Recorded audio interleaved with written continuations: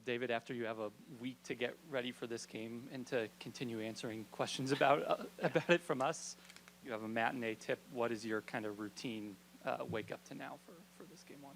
I didn't have one, so just came in, did the normal thing I would do before. But I think for all of us, the 1:30 tip for us and them is a weird time to play. But the good thing about it is you just get to playing as opposed to waiting all day to compete. So just excited to get the thing going. You're right, it's too many days. You tend to overthink things when you have so much time on your hands before you play a game this big. So just excited to get the tip and see what we can do. Dude, things tend to slow down in the playoffs. One of the few weaknesses on this Clippers team is they're actually in bottom half in transition defense, even during the Kawhi stretch. You guys have pushed pace all year. How do you kind of balance how playoffs typically go in terms of transition with attacking them in that way? Yeah, as long as we're clean. You know, it's. I think we have to push the pace. That's how we've played. We're very lucky to have a center and a power forward that can rebound and push. It allows your smalls to get out and run. You don't have to, it's not one outlet pass to then advance the ball off the sideline. We can actually just go. But if you're going to do that, you got to get stops, and you got a defensive rebound at a high level. We've had issues with that this year sometimes. It's been a focus this week, but you got to go do it. You can talk about it and say, hey, we got to get better at this to excel, but you actually have to go physically engage and accomplish it, and that allows you to run and do things we've done well all season long. David, how's Jamal looked to you recently? I know he had a hamstring that he came back from, and but this time of year is really when he has shined. Is he in physical condition to do that right now? I've been asking him how he feels, and the joke's been great. So that's the only thing I can say is he's great. He looks great. I feel great about him looking great. No, he's, you know what he is. I mean, you've been around him all these years. There's a different kind of focus. Not that he's focused during the regular season, but I just think the higher the tension, the better off he is. We know it's going to be a challenge, all the guys that can throw on him. So we have to help him out, but I'm expecting a high level of play from Jamal. Turnovers have been a big thing for you guys for most of the year, yet in these last 3 games, this winning streak, the number's been way down, I think averaging around 9. What has been the key in that, and how important is that for this series and if you go beyond? Extremely important, and I think the turnovers are down because we're just shooting the ball. I really mean that, and it sounds boring, but if you create a great shot, shoot it. Don't drive it back into Kawhi Leonard. Don't drive it back into last year in the playoffs, Rudy Gobert. There's nothing there. So, if we're clean and we play through our best players and they create shots for other people, shoot them. And that allows us to have defensive balance. It allows us to get back and, really look at our game plan to see if it's working. Because you're right, we can't kick the ball around in this series and win it. We won't win the series. So we've got to be clean. Shots to the rim doesn't mean you're going to score a ton. It just means you give yourself a chance to get back and load up. So that's a key for us is confidence.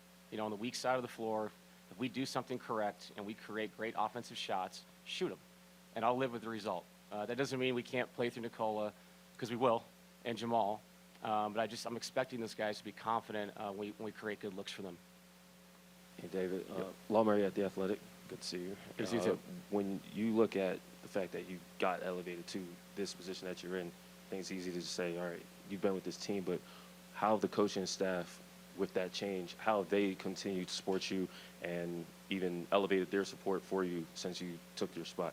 Yeah, these days have been important to us. I didn't think we had enough time last week to really delegate how we were going to do this. We were just kind of doing it on the fly. And I didn't know how I would be in practice, kind of commanding the whole thing on both sides of the ball and what that would feel like. And then once I think I got a flow, the other guys kind of just fit in to the flow of what I was doing. Because you really don't know. You're right. We didn't have training camp. We didn't have time to sit down as a staff and find a good rhythm. But I think we found it this week. And that's important going into this game to feel good about the minute 10 timeout. Who's talking to who and why? Who's talking to the players? What's our first adjustment? What timeout play do I want to go to? Someone give me a good reminder of that. So all that stuff's important. Like you said at the start there, though, it's nice to know each other for all these years and been through the battles, win a championship together, lose some tough games, lose Game 7 last year. So we've been through a lot. So not just the players reacting to what's new, the whole staff taking a step up, not just me. But I feel extremely confident, comfortable with the guys that are around me, and I think that'll show in the game today. The defensive or lack of defensive intensity and consistency has kind of been a theme throughout the year for this team. and there's that kind of joke, deadline spur action. Can the consequence of the playoffs and what that brings bring this team back to where they were defensively, the expectation of what they could be defensively when you entered the season? I mean, I think you geek up in the playoffs more. I also think some of our defensive struggles is we're a lot older. I mean, people never want to admit that, but 82 games is a long time, and Aaron Gordon's is a big man. Nicole's a big man. Jamal's gone through a lot injury-wise. So I never thought it was lack of effort. I thought it was the grind of the season. And I thought there were stretches where our offense was so efficient, crazy efficient, almost to the point we almost broke the record for assists per game. We almost broke the Showtime Lakers record for assists per game. That's crazy. So there were times during the season where I think there was a feeling of, what's the difference if we win 128, 118, as opposed to, hey, everybody, look how hard we're playing. We won 108, 98. So that's not an excuse. That's just, a team changing over time. But you're exactly right. We have to lock in much better than we did throughout the season. We did have good stretches, in important months where I thought the defense was a lot better. I thought the last 3 games, the energy was much better. So you're hoping that seeps into this, because if it's not, we're in trouble. Coach, what have you told your guys about guarding Harden without fouling? It's hard. He is we call it foul artist. I mean, even the way he shoots the ball in a way is contorting his body to get fouled, and he can still be successful in making shots. So we've challenged the guys. We've drilled it throughout the week, how to defend him the right way. You're going to foul him from time to time. I mean, if you don't, it means you're not being aggressive enough to get near his body. But you got to be disciplined. It's that fine line between being physical early and high IQ late. And not just with him, but with Norman going right and Kawhi going right and the pump fakes and all that stuff. So that's going to be a big key, because if they control the free throw line, they control the pace of the game. And I think you brought it up earlier, the transition offense, all that stuff. You can't have that if they're standing there shooting free throws. So we got to be disciplined. But like I said, not soft, physical and disciplined. And if we can do that, I think that'll help us get out and run. Coach, how'd you sleep last night? Well, yeah, I slept well. Watched X-Files with my kids. They're really into that right now. We're almost at the end of season 1. Yeah, I forgot how absolutely ridiculous that show is. Really entertaining, and also, high praise for Duchovny and Gillian Anderson. I forgot, what they bring to the table. And the guy did Californication too, so let's give him his flowers too. So no, I had a relaxing night. It was definitely on my mind, but it's impossible not to think about it. But you got to, this is basketball, and I got a family, and you chill with them, and here we go. You've talked about kind of the regular season challenges defensively with the older guys. We've got a younger guy in Christian who, has been taking on a lot of difficult matchups this year. What are you looking for from him defensively in this spot, in this series with the kind of isolation threats that the Clippers have?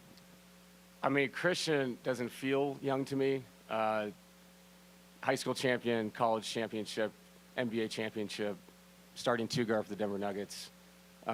My concern is I hope he gets the respect he deserves, that they allow him to play the way that everybody else is going to play in this series. And if they do, he will be a high-impact player on the defensive end.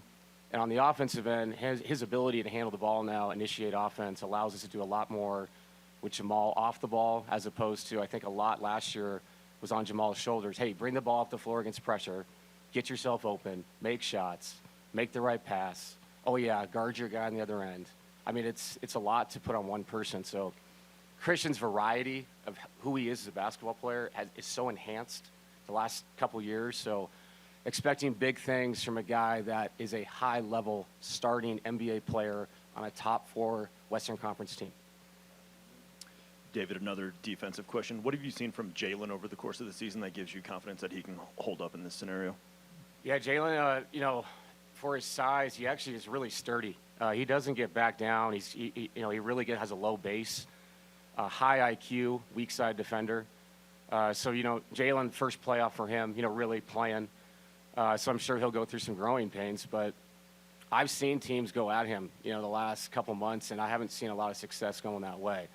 James is different with his size and Kawhi backing you down, but yeah, I think Jaylen is going to hold his own, and he has a really good way about him right now. Throughout the week of practice, I didn't sense anxiety, which is a great sign. I didn't sense an overload of work. I got to do more. He stayed in his routine, stayed in his lane, and that's what you got to do going into this. Be yourself. Be the best version of yourself, and if you do that, you'll be successful.